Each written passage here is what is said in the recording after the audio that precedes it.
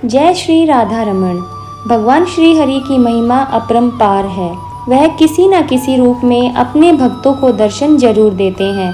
अगर उनका कोई भक्त उनकी सच्चे मन से भक्ति करता है तो वह हर संभव उनकी सहायता जरूर करते हैं।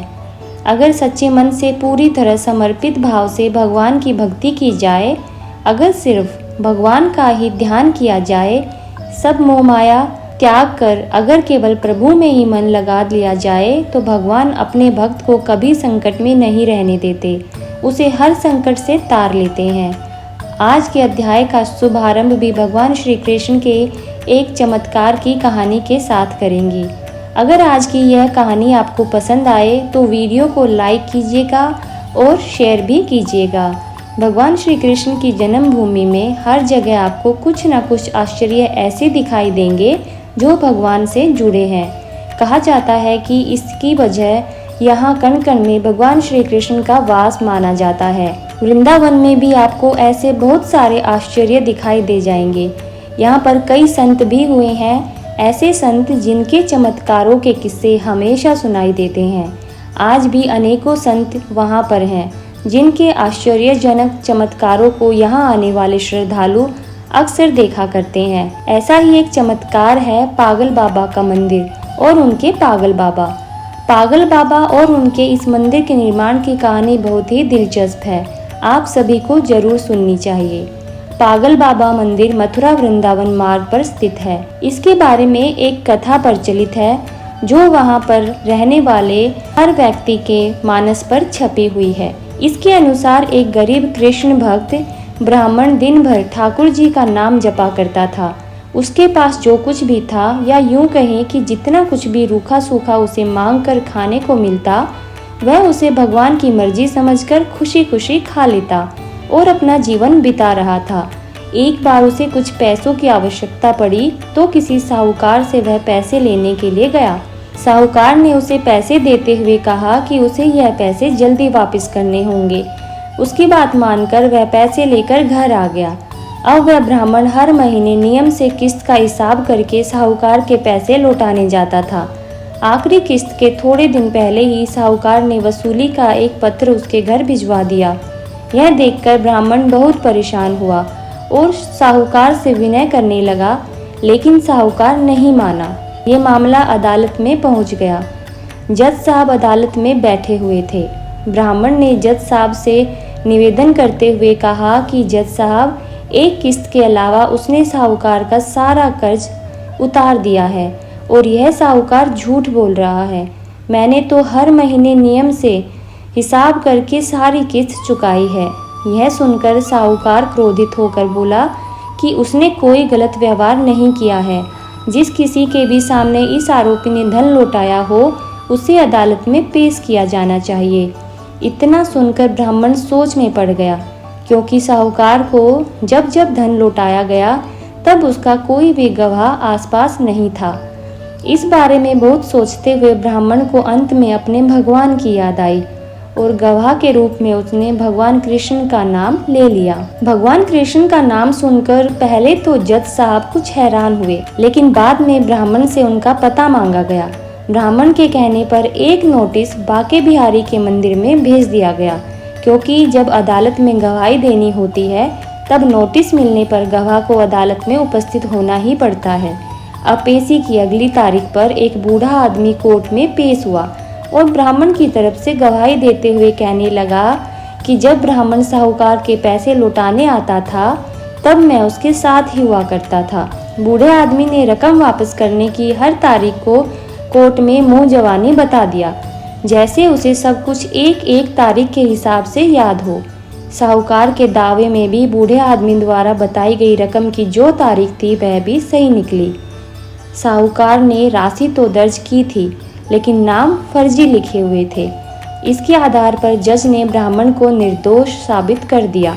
लेकिन जज साहब अब तक हैरान थे कि इतना बूढ़ा आदमी इतनी सारी तारीखें भला कैसे याद रख सकता है। जज साहब ने उसके बारे में जब ब्राह्मण से पूछा कि यह बूढ़ा आदमी कौन है, तो ब्राह्मण ने उत्तर दिया कि यह सब जगह रहता है।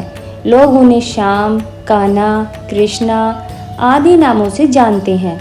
इसके बाद जज साहब ने फिर से ब्राह्मण से पूछा कि बताओ वह बूढ़ा आदमी कौन था।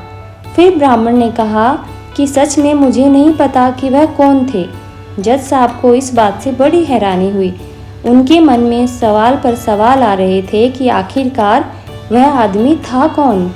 इसी पहेली को सुलझाने के लिए जज साहब स्वयं अगले दिन बांके बिहारी के मंदिर में पहुंच गए, क्योंकि ब्राह्मण ने जब गवाही का पता दिया था तो उसमें यही पता उपस्थित था। जज साहब जानना चाहते थे कि आखिर बीते दिन जो आदमी अदालत में गया था वह कौन था। मंदिर के पुजारी से जब जज साहब ने पूछा और सारी घटना बताई और बात की तो पुजारी ने बताया कि जो भी चिट्ठी पत्री यहाँ आती है उसे भगवान के चरणों में रख दिया जाता है। जज साहब ने उस बूढ़े आदमी के बारे में भी पूछा, लेकिन पुजारी ने कहा कि ऐसा तो कोई भी आदमी यहाँ नहीं रहता। यह सब बातें सुनने के बाद जज साहब को लगा कि हो न हो वे साक्षात श्री कृष्ण ही होंगे। इस घटना का जज पर इतना असर पड़ा कि उसने अपने आप को धन्य मानते हुए अपने पद से ही इस्तीफा दे दिया और घर परिवार भी छोड़ दिया और स्वयं एक संत बन गए। भगवान कृष्ण की भक्ति में रम गए। स्थानीय लोगों का मानना है कि बहुत साल बाद वह जज पागल बाबा के नाम से वृंदावन में वापस लौटे और उन्होंने पागल बाबा मंदिर का निर्माण कराया। तब से यह मंदिर पागल बाबा मंदिर के नाम से प्रसिद्ध है। इस मंदिर के निर्माण के बारे में एक और प्रचलित मान्यता यह है कि जब जज साहब को पता लगा कि उनके सामने साक्षात श्री कृष्ण ही अदालत में पेश हुए हैं, तब से वह श्री कृष्ण को ढूंढने के लिए इतने अधीर, इतने बेचैन हो गए थे कि अपनी सुध बुध खो बैठे थे। इस घटना ने उन्हें इतना बेचैन कर दिया था, इतना व्याकुल कर दिया था कि वह पागल से हो गए थे। इसके बाद वह जिस किसी भंडारे में जाते वहाँ से पत्तलों की जूठन उठाते और उसमें से आधा जूठन ठाकुर जी को अर्पित करते और आधा खुद खा जाते थे। उन्हें ऐसा करता देख लोग उनके विरुद्ध हो गए। लोगों ने उन्हें मारना पीटना भी शुरू कर दिया, लेकिन वह अपनी सुध बुध खोकर हर दिन भंडारों का जूठन खुद खाते और भगवान को भी खिलाते रहते थे। हार कर लोगों ने उन्हें पागल के रूप में मान लिया और धीरे धीरे उनका नाम ही पागल बाबा पड़ गया। कहा जाता है कि उनसे परेशान होकर लोगों ने एक बार उनके खिलाफ एक योजना बनाई, जिसके अनुसार लोगों ने भंडारे के समय अपनी पतलों में कुछ भी नहीं छोड़ा ताकि वह ठाकुर जी को जूठन ही खिला ना सके। लेकिन पागल बाबा तो आखिर पागल बाबा ठहरे। उन्होंने वो सारी पतलों में से पोंछ कर जितनी भी जूठन हो पाई उन सबका एक निवाला बना लिया और अपने मुंह में डाल लिया। लेकिन इस आपाधापी में इस बार वह ठाकुर जी को भोग लगाना भूल गए। इस बात का एहसास होते ही बिना ठाकुर जी को भोग लगाए ही वे निवाला मुंह में रख गए। उन्हें लगा कि अगर वह पहले खा लेंगे तो ठाकुर जी का अपमान हो जाएगा और अगर यह निवाला बाहर थूक दिया तो अन्न का अपमान हो जाएगा। अब वह निवाला मुंह में लेकर ठाकुर जी के चरणों का ध्यान करने लगे। तभी अचानक से बाल गोपाल एक सुंदर से लड़के के रूप में पागल बाबा यानी जज साहब के पास आया और बोला, क्यों आज मेरा भोजन खा गए? यह सुनकर जज साहब की आंखें आंसुओं से भर गई और बोले, ठाकुर जी बहुत बड़ी भूल हो गई है, माफ़ कर दीजिए। ठाकुर जी ने भी मुस्कुराते हुए कहा, आज तक तुमने मुझे लोगों का झूठा खिलाया है, किंतु आज अपना ही झूठा खिला दो। जज साहब की आंखों से आंसू रुकने का नाम ही नहीं ले रहे थे। कहते हैं कि इस घटना के बाद से जो पागल बाबा थे उनको मानने वाले लोगों की संख्या बढ़ने लगी। इसके बाद बाबा ने एक विशाल मंदिर की स्थापना का प्रण लिया और विशाल भंडारे का आयोजन किया। अपार जनसमूह उमड़ा, लेकिन बाबा का भंडारा खाली होने का नाम ही नहीं ले रहा था। बाबा ने मंदिर में एक विशाल रसोई बनवाई और मंदिर के नीचे विशाल भंडार घर बनवाया। उसी समय आयकर विभाग ने छापा मारा कि इतना अनाज और भंडारे का सामान कहाँ से आ रहा है। बाबा का चमत्कार तब भी हुआ जब पूरी टीम भंडार घर में घुसी तो उसे वहाँ कुछ भी नजर नहीं आया और वे आश्चर्यचकित हो गए कि जब यहाँ कोई सामान ही नहीं है तो इतना विशाल भंडारा चल कैसे रहा है। हैरान परेशान होकर आयकर के अधिकारी वहाँ से चले गए। पागल बाबा को समर्पित यह विशाल मंदिर आज भी वृंदावन में मौजूद है। कहा जाता है कि यहाँ से कोई भी भक्त खाली हाथ नहीं जाता। यहाँ भक्तों की हर मनोकामना पागल बाबा और उनके कन्हैया जी जरूर सुनते हैं। तो आज की ये कथा आपको कैसी लगी कमेंट करके हमें ज़रूर बताइएगा। अब सुनिए आगे का अध्याय। इससे पहले के अध्याय में जब भगवान श्री कृष्ण ने सत्यभामा जी को उनके पूर्व जन्म का वृत्तांत सुनाया, तब यह कथा सुनकर समस्त ऋषि मुनियों ने श्री सूत जी महाराज से कहा, हे सूत जी महाराज, अब आप कृपा करके कार्तिक मास और तुलसी जी के महात्म्य का भी वर्णन कीजिए। तब सूत जी बोले, हे ऋषियों, जो प्रश्न आपने मुझसे किया है, यही प्रश्न राजा पृथु ने नारद मुनि से किया था, और जो उत्तर नारद जी ने महाराज पृथु को दिया था, वही आज मैं आपको सुना रहा हूँ। सो आप सब एकाग्रचित होकर सुनो। एक दिन राजा पृथु ने श्री नारद जी से पूछा, हे देवर्षि, भगवान को तुलसी जी इतनी प्रिय क्यों है? आप कृपा करके इसका महात्म्य भी सुना दीजिए। राजा पृथु की बात सुनकर देवर्षि नारद कहने लगे, एक समय देवराज इंद्र बहुत से देवताओं और अप्सराओं सहित देवों के देव श्री महादेव जी के दर्शन के लिए कैलाश पर्वत पर गए। वे सभी जब कैलाश पर्वत पर पहुँचे तो उन्होंने भारी आकार और भयंकर नेत्रों वाले एक विशालकाय पुरुष को देखा। तब देवराज इंद्र ने उससे पूछा, तुम कौन हो और भगवान शिव कहाँ हैं? देवराज इंद्र के कई बार पूछने पर भी उसने कोई उत्तर नहीं दिया। तो देवराज को बड़ा क्रोध आया। मारे क्रोध के देवराज इंद्र ने अपना वज्र उसके कंठ पर दे मारा, जिससे उसका कंठ नीला हो गया, परंतु साथ ही इंद्र का वज्र भी भस्म हो गया। फिर उसकी आंखों में प्रचंड ज्वाला प्रकट हुई। उस समय ऐसा प्रतीत हो रहा था मानो यह ज्वाला देवराज इंद्र सहित सारे संसार को जलाकर भस्म कर देगी। ऐसी भयानक परिस्थिति देखकर देवगुरु बृहस्पति जी तथा देवराज इंद्र आदि सभी देवता नतमस्तक होकर भगवान शिव की स्तुति करते हुए कहने लगे, हे देवों के देव श्री महादेव, त्रिपुरासुर और अघासुर का विनाश करने वाले, हे त्रिपुरारी अग्रिहारी, आपको बारंबार नमस्कार है।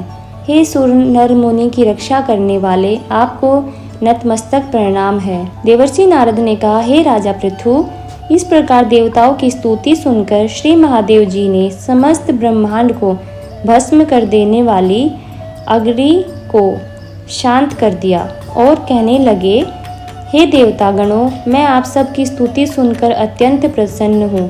सो आप सब कोई वर मांगिए।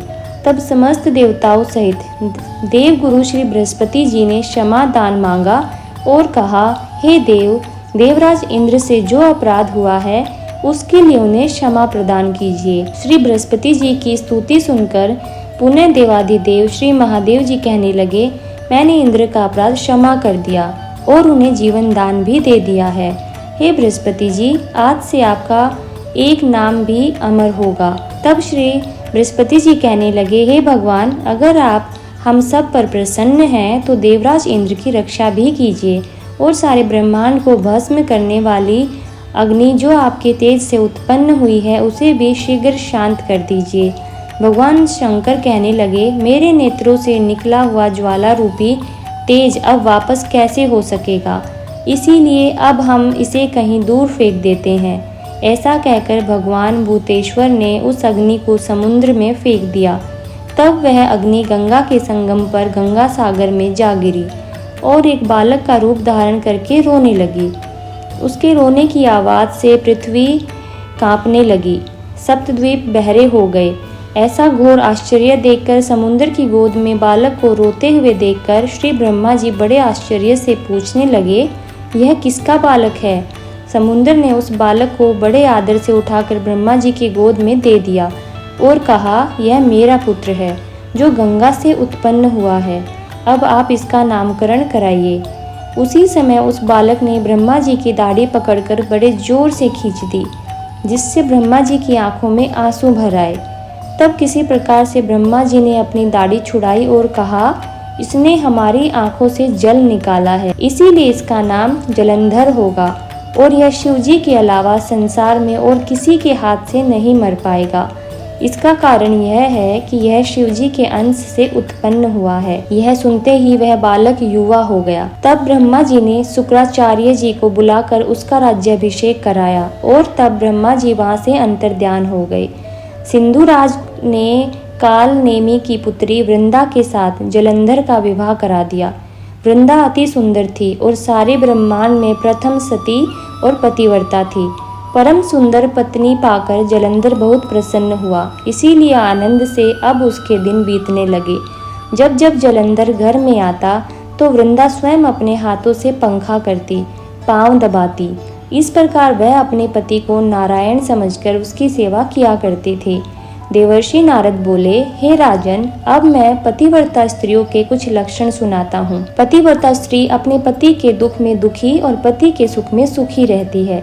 पति के परदेश जाने पर विरह वेदना का अथाह दुख सहन करती है। अपने पति के पाप पुण्य में आधे की भागीदारी होती है, इसीलिए स्त्री अर्धांगिनी कहलाती है। जो स्त्री अपने मृत पति के साथ शमशान भूमि तक जितने कदम उठाकर जाती है, उसका एक एक कदम पर एक एक यज्ञ का पुण्य फल प्राप्त होता है। ऐसी स्त्री अपने माता पिता और पति इन दोनों कुलों को पवित्र कर देती है। जिस प्रकार सपेरा सर्प को बिल से बाहर निकाल लेता है, ठीक उसी प्रकार पतिव्रता स्त्री अपने पति को नरक से निकाल लेती है। जलंधर की कथा पर वापस आते हुए देवर्षि नारद ने आगे कहा, हे राजा पृथु, देवताओं के भय से भयभीत होकर जो दैत्य पाताल लोक में भाग गए थे, वे जलंधर का अभय पाकर फिर से पृथ्वी पर आकर निर्भय घूमने लगे। उसी समय जलंधर ने राहु के कटे हुए सिर को देखा और उसने शुक्राचार्य जी से इसका रहस्य पूछा। तब उन्होंने समुद्र मंथन के समय देवताओं द्वारा अमृत को छले जाने का वृत्तांत उसे कह सुनाया। इस प्रकार अपने पिता का मंथन और देवताओं द्वारा दैत्यों का अपमान सुनकर जलंधर को बड़ा क्रोध आया। क्रोध में भरे हुए जलंधर ने अपने एक दूत को बुलवाया और देवताओं के पास भेजा। दूत ने न तो अपना मस्तक झुकाया और न नमस्कार किया, बल्कि गरज कर कहा, दैत्य राज जलंधर ने जो कुछ कहकर भेजा है वह सब कान खोलकर सुन लो। उन्होंने कहा है कि मेरे पिता, समुद्र का मंथन करके जो 14 रत्न तुमने लिए हैं, उन पर तुम्हारा कोई अधिकार नहीं है। भलाई इसी में है कि वे रत्न तुम हमें वापस लौटा दो। दूत के ऐसे अभिमानपूर्ण शब्द सुनकर देवराज इंद्र भयभीत हो गए और विस्मय के साथ बोले, समुद्र सदैव हमारे शत्रु दैत्यों की रक्षा करता है, इसीलिए हमने जो रत्न लिए हैं उस पर दैत्यों का कोई अधिकार नहीं है। दूत ने देवराज के ऐसे वचन सुनकर वापस लौटकर जलंधर को उत्तर सुना दिया। इसे सुनकर जलंधर को बहुत क्रोध आया और वह देवताओं को जीतने का उपाय सोचने लगा। उसने सभी दिशाओं में दूत भेजकर और पाताल लोक में संदेश देकर समस्त दैत्यों को बुला लिया। शुंभ और निशुंभ को दैत्य दल का सेनापति बना दिया। उन्होंने दैत्य दल सहित नंदन वन में जाकर देवराज इंद्र की अमरावती पुरी को चारों ओर से घेर लिया। तब देवराज इंद्र की आज्ञा से देवता भी युद्ध करने के लिए तैयार होकर युद्ध के मैदान में आ गए। अनेक प्रकार के शस्त्रों से दैत्यों और देवताओं में भीषण युद्ध आरंभ हो गया। दोनों पक्ष एक दूसरे को मारकर गिराने लगे। सब और रक्त की धाराएं बहने लगी। मरकर गिरे हुए हाथियों और घोड़ों से सारी पृथ्वी भर गई। जो दैत्य युद्ध भूमि पर गिरकर मर जाते थे, उन्हें शुक्राचार्य अपनी संजीवनी विद्या से जीवित कर देते थे। उधर देवगुरु बृहस्पति भी द्रोणाचल पर्वत की दिव्य जड़ी बूटियों का प्रयोग करके देवताओं को दोबारा जीवित करने लगे। जब देवगुरु बृहस्पति द्वारा जड़ी बूटियों के प्रयोग से देवताओं को जीवित करने का समाचार दैत्य राज जलंधर ने सुना, तो उसने समस्त बलशाली दैत्यों को इकट्ठा करके आज्ञा दी कि द्रोणाचल पर्वत उठाकर समुद्र में फेंक दो। जलंधर की आज्ञा पाते ही दैत्यों ने द्रोणाचल पर्वत उठाकर समुद्र में फेंक दिया और फिर घोर युद्ध शुरू हो गया। दोबारा प्रारंभ हुए युद्ध में बहुत से देवता मारे गए। तब देवगुरु बृहस्पति जी एक बार फिर संजीवनी बूटी लेने के लिए द्रोणाचल पर्वत पर गए। वहां पर पर्वत को न पाकर और देवताओं को हारता हुआ देखकर देव गुरु घबरा गए। इसके बाद जो कुछ भी हुआ उसका वृत्तांत आप आगे आने वाले वीडियो में जरूर सुनिएगा। जय श्री हरि विष्णु। अगर आपको ये वीडियो पसंद आई हो तो हमारे चैनल को सब्सक्राइब जरूर करिएगा। धन्यवाद। राधे राधे।